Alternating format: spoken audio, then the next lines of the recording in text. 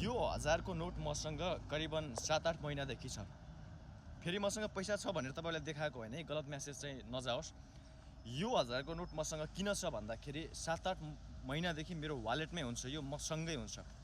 किनकि म परदेशमा छु, मलाई कुन बेलामा के भइदिन्छ मलाई थाहा छैन।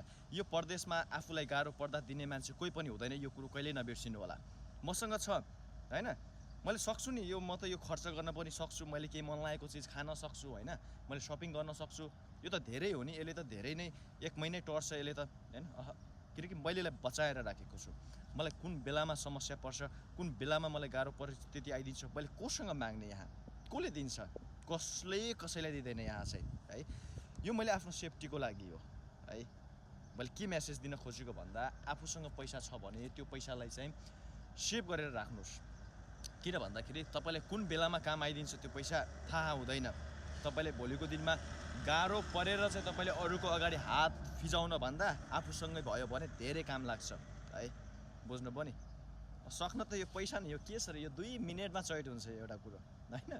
तर बचाएर आफ्नो सेभिङ चाहिँ गर्न सिक्नुपर्छ साथीहरू। परदेशको ठाउँमा छौँ, हामीले दुःख पर्यो, सुख पर्यो, हामीले के कुराले गर्दाखेरि चाहिँ हामीलाई पैसाको अभाव भयो हैन, हामी दुखी भयौँ, बिरामी भयौँ, हामीले कहाँदेखि पैसा ल्याउने, हामीलाई इमर्जेन्सीमा कसले दिन्छ पैसा। हरेकले आफ्नो आफ्नो समस्या छ, हरेकले आफ्नो आफ्नो पैसा बचाएको हुन्छ, हरेकले आफ्नो प्रब्लम सल्भ गर्नु छ है। त्यो भएर परदेशको ठाउँमा हुनुहुन्छ, मैले 1000 राखेको छु, तपाईँले 1000 नै राख्नुहोस् भन्न खोजे होइन।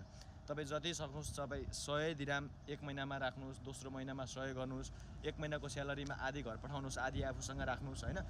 केही नभए पनि 500 दिराम जति चाहिँ तपाईँले आफूसँग सेभ राख्नै पर्छ साथीहरू है। यहाँ मान्छे कुन बेलामा दुखी हुन्छ, कुन बेलामा बिरामी हुन्छ केही थाहा हुँदैन। समस्या भन्ने कुरो 1 महिना पछाडि म तसँग आउँदैछु है, पैसा रेडी गर भनेर आउँदैन। समस्या भन्ने कुरो अन द स्पोट आउने चिज हो है। त्यो भएर चाहिँ पैसालाई सेफ तरिकाले चाहिँ आफूसँग हल्का बचत गरेर चाहिँ केही नभए पनि, केही मात्रामा भए पनि आफूसँग राख्नु साथीहरू। कुनै बेलामा समस्या पर्यो भने एकदमै काम आउन सक्छ है। भिडियो माया गरिदिनु भयो, धेरै धेरै धन्यवाद छ। जय नेपाल।